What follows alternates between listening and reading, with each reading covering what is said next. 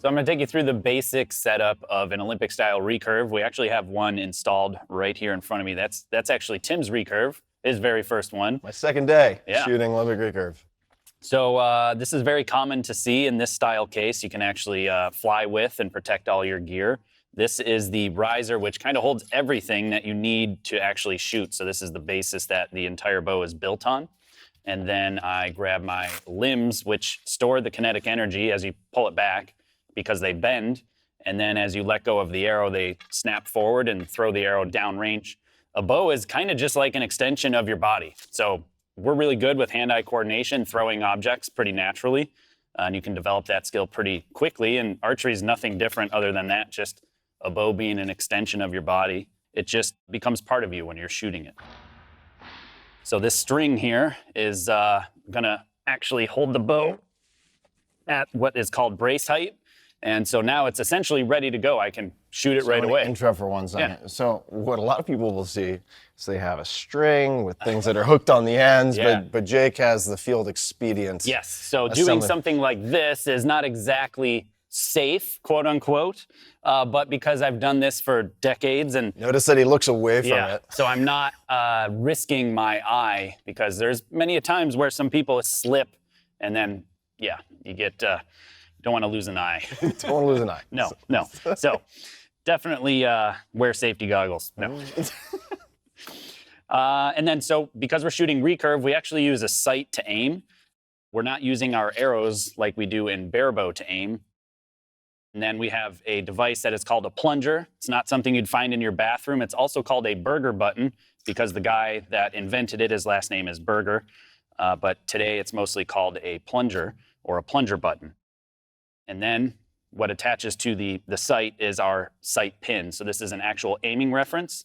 There's many different options, different reticles per se that you can set up to shoot in different lighting conditions. Mine is my actual very first sight that I shot once I started shooting recurve, which is just a circle. So there's no pin, nothing in the middle. I've been experimenting with this because it's much easier to aim at. It becomes more intuitive and you can look through the sight and stare at the target. So it allows you to kind of develop that subconscious aiming that you're just learning to use. Because you just started aiming even with your arrow point not that long ago before Lancaster. So this thing here is starting to assemble what is called the stabilization system, which are those long rods that are on Tim's bow. And they do exactly what they say. They stabilize the actual system to help you hold still. Think of like a tightrope walker with a really, really long pole. What it does is it slows down your movements and just ultimately makes you more stable and makes the shooting experience much more pleasant because the bow reacts much differently. Like you've experienced now shooting recurve compared to bare bow, it's totally different. Different animal. Yes. And so just to define terminology real quick. Yeah. So bare bow, right, like naked bow. If you were to take this bow, take off the sight, take off the stabilizers, if you had a clicker on, take off the clicker, all of these various accessories, then you are shooting effectively a bare bow. There are a few other differences, but that is when we're talking about bare bow. It's basically the Olympic setup stripped down to its most basic of forms. Kind of, right? Because when you read the internet, watch the internet, whatever, it's like, that's not a bare bow. A bare bow is a bare bow, a stick. Just that, right? Yeah. So when we're saying bare bow, recurve, Olympic recurve, it's a classification of a specific competition, right? Yep. So there's a set of rules that you have to adhere to. Yep. But outside of that, like traditionalists, like standard guys that are just shooting a stick in their backyard, like actually that kind of bow there is literally just a stick and you're just bending back a piece of wood. So for the classifications of competition, like in bare bow, they would have a ring and the entire kit needs to pass through that ring. So you can't have a lot of stuff sticking off. No stabilizer, no sight, because you can't aim with it, but even when you put weights on it, the whole bow has to pass through a 12.2 centimeter diameter ring. And it's part of when you go through equipment inspection at a tournament, you give them your bow and then they take this ring and they pass it over the bow. And if it does, you're good to go and you can actually compete. It's not Sad Christmas. Yes.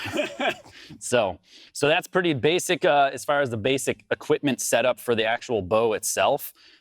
There's other little pieces on it that maybe we'll get into at some point today, but the very basic setup is that. That's what I actually competed with at the Olympic Games. Not this exact setup, but something very similar to it with the same standard kit setup as far as stabilizers, limbs, the riser, the sight, all that stuff. That's it. And then from there, we put a thing on our hip, which is called a quiver. Just kind of holds all the arrows, keeps things organized, and all the little bits and pieces that we need to actually shoot. And stuff that is actually used to shoot, most importantly, because this is actually one of the #1 injuries, quote unquote, not really an injury.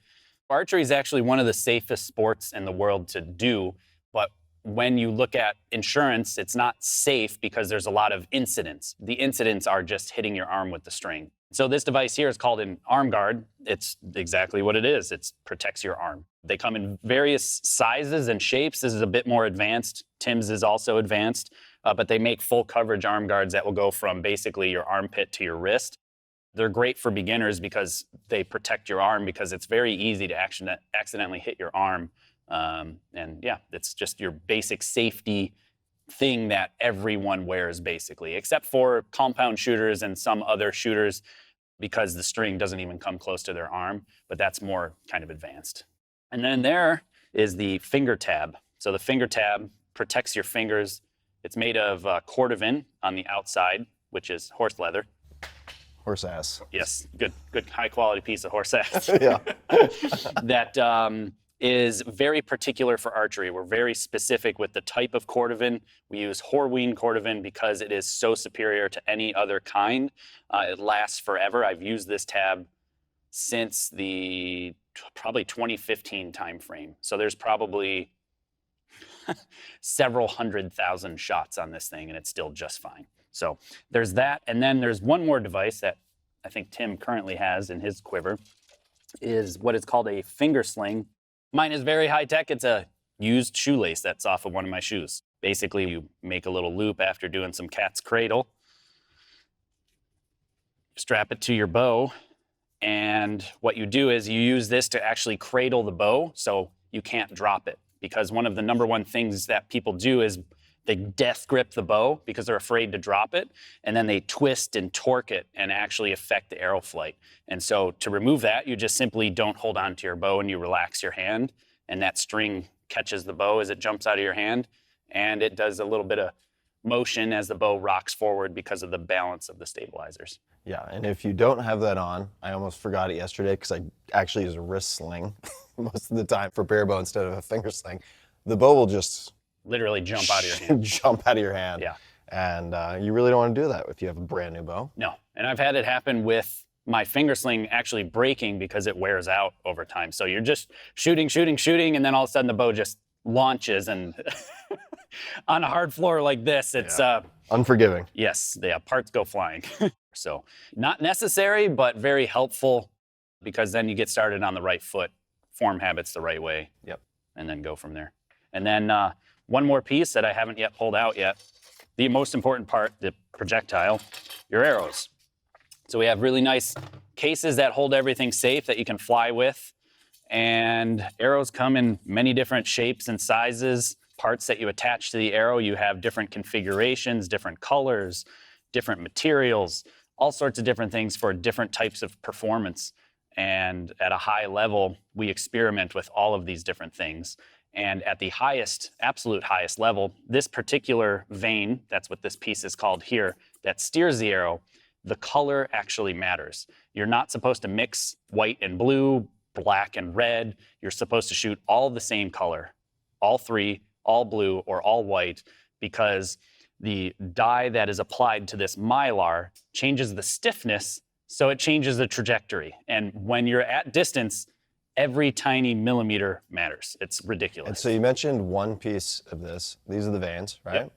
And then you mentioned the knock. Yeah, the knock is the piece that clips on the string that actually locates the arrow when it's snapped on the string. What are some other elements, some other factors that matter? There's a lot of factors, including, as Tim is kind of alluding to, the stiffness of the arrow, how resistant it is to bending, because you actually have to do what is called tune your bow.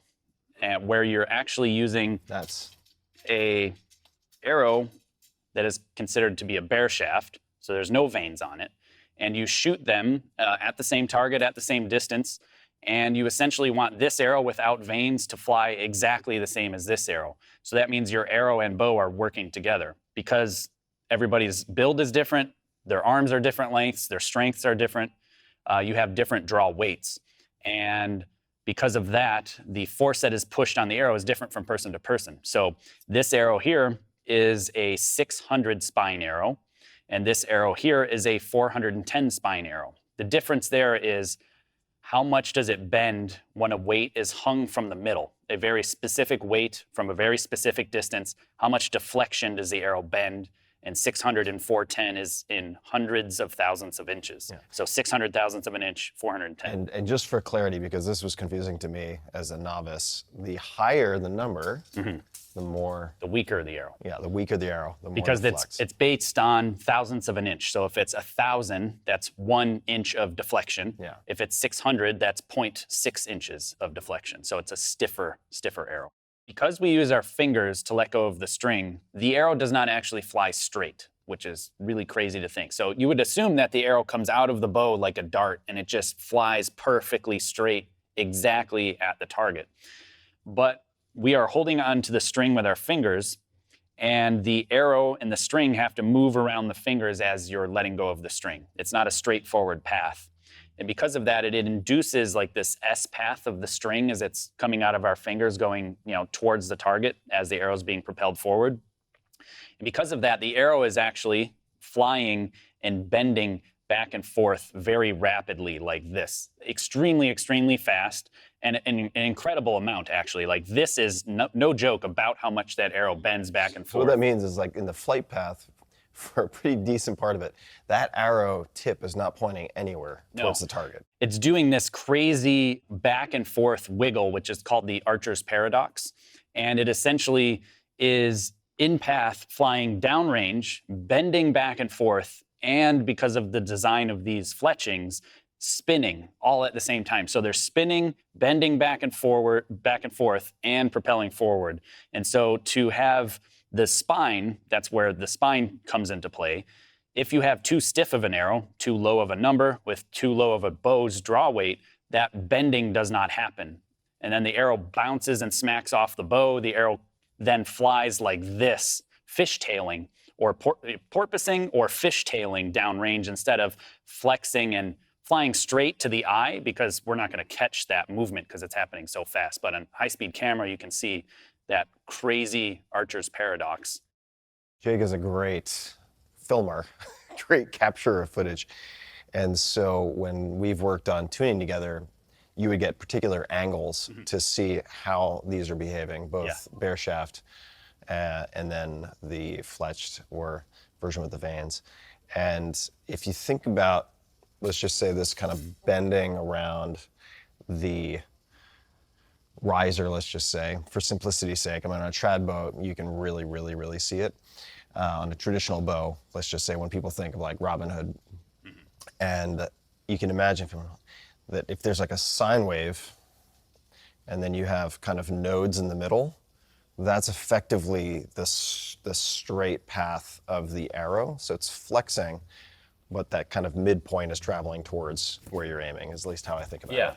Yeah, and so it's your job to align the arrow as well to get, there's even nodes of the arrow, not just nodes of the sine wave, but nodes of the arrow, so spots that are stationary, and you want to align those particularly so the arrow is pushed exactly straight. Even though it's bending, the force is pushing the arrow in a vector that is straight out of the bow and not sideways or up or down. And a lot of the footage that I've taken from behind you, it's incredible to see the arrow take off and plane one direction because it's misaligned or fly straight. You build in forgiveness because when you make a mistake, you want it to self-correct and not deviate one direction more than the other, because then if you make a mistake, it punishes you big time. Yeah, and then let's just say if you look at hunting traditions around the world that use archery, there are many, many different approaches, right? Like you might have a compound bow. They're going to be different, but with relatively small arrows with a bunch of weight up front, Or you could have a very weak bow, meaning the poundage on the bow, but the arrows are like javelins. long, They're yeah. like spears, and you'll see those hanging on the wall here. So Yeah. anyway, a lot to unpack. I just wanted to, thanks for the intro. Yeah. Show you just how deep this rabbit hole can go. But to get started, really, it's like understand the basics of the gear, and then we'll do some 101 intro as well in a separate video. Yeah. Cool. Sounds good.